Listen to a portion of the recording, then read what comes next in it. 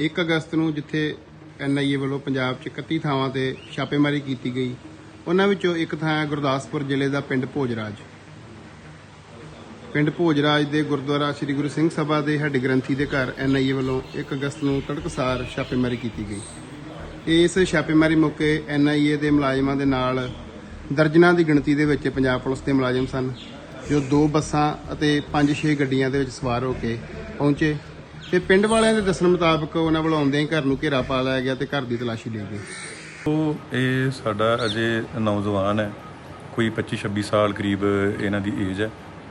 ਬਚਪਨ ਤੋਂ ਹੀ ਇਹ ਗੁਰਮਤ ਨਾਲ ਜੁੜੇ ਹੋਏ ਆ ਔਰ ਕਰੀਬ ਪਿਛਲੇ 8 ਸਾਲਾਂ ਤੋਂ ਹੀ ਮੈਂ ਕਹਿ ਸਕਦਾ ਕਿ ਬਚਪਨ ਦੇ ਵਿੱਚ ਹੀ ਇਹ ਗੁਰੂ ਘਰ ਦੀ ਸੇਵਾ ਦੇ ਨਾਲ ਜੁੜੇ ਹਨ। ਮੈਂ ਕਹਿ ਸਕਦਾ ਕਿ ਮੁੱਖ ਤੌਰ ਦੇ ਉੱਤੇ ਮੁੱਖ ਸੇਵਾਦਾਰ ਵਜੋਂ ਸੇਵਾ ਨਿਭਾ ਰਹੇ ਨੇ। ਪਿਛਲੇ 6.5 ਸਾਲਾਂ ਤੋਂ ਪਿੰਡ ਦੇ ਵਿੱਚ 2 ਗੁਰਮਤ ਟ੍ਰੇਨਿੰਗ ਕੈਂਪ ਲੱਗਦੇ ਆ, ਜਿਹਦੇ ਵਿੱਚ ਪਿੰਡ ਦੇ ਹੀ ਨਹੀਂ ਇਲਾਕੇ ਦੇ ਹਜ਼ਾਰਾਂ ਬੱਚੇ ਜਿਹੜੇ ਆ ਉਹ ਗੁਰਮਤ ਦੀ ਸਿੱਖਿਆ ਲੈ ਚੁੱਕੇ ਆ। ਸੋ ਇਹੀ ਇਹਨਾਂ ਦਾ ਜਿਹੜਾ ਜੀਵਨ ਹੈ ਇਹਨਾਂ ਦਾ, ਕਿ ਜਿੱਥੇ ਆਪਣੇ ਬਾਪ ਦੇ ਨਾਲ ਖੇਤੀ ਦਾ ਕੰਮ ਕਰਦੇ ਆ, ਉੱਥੇ ਨਗਰ ਦੇ ਵਿੱਚ ਗੁਰੂ ਘਰ ਦੀ ਸੇਵਾ ਤੇ ਬੱਚਿਆਂ ਨੂੰ ਗੁਰਮਤ ਦੇ ਨਾਲ ਜੋੜਨਾ, ਇਹ ਇਹਨਾਂ ਦੀ ਸੇਵਾ ਹੈ ਜੋ ਰੂਟੀਨ ਹੈ।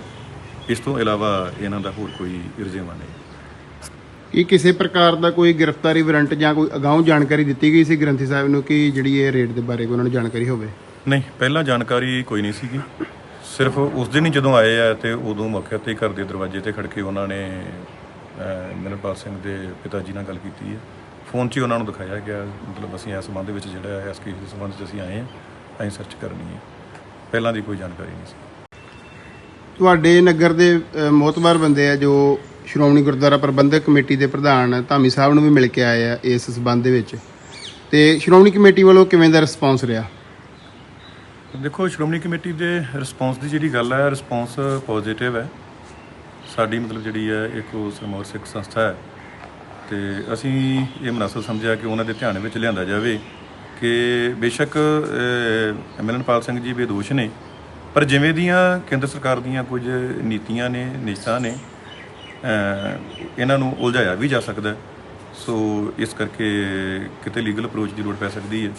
ਸੋ ਇਸ ਕਰਕੇ ਸ਼੍ਰੋਮਣੀ ਕਮੇਟੀ ਨੂੰ ਅਸੀਂ ਦੱਸਣਾ ਮੁਨਾਸਬ ਸਮਝਿਆ ਤੇ ਉਹਨਾਂ ਦਾ ਪੋਜ਼ੀਟਿਵ ਸੀਗਾ ਰਿਸਪੌਂਸ। ਉਹਨਾਂ ਨੇ ਇੱਕ ਆਪਣੇ ਜਿਹੜੇ ਲੀਗਲ ਹਾਇਰ ਨੇ, ਜਿਹੜੇ ਉਹਨਾਂ ਦੇ ਉੱਥੇ ਐਡਵੋਕੇਟ ਸਿਮਰਜੀਤ ਸਿੰਘ ਜੀ, ਉਹਨਾਂ ਦੇ ਨਾਲ ਗੱਲ ਕਰਵਾਈ ਤੇ ਲੋੜ ਪੈਣ ਦੇ ਉੱਤੇ ਉਹ ਸਾਡੇ ਨਾਲ ਉੱਥੇ ਖੜਨਗੇ।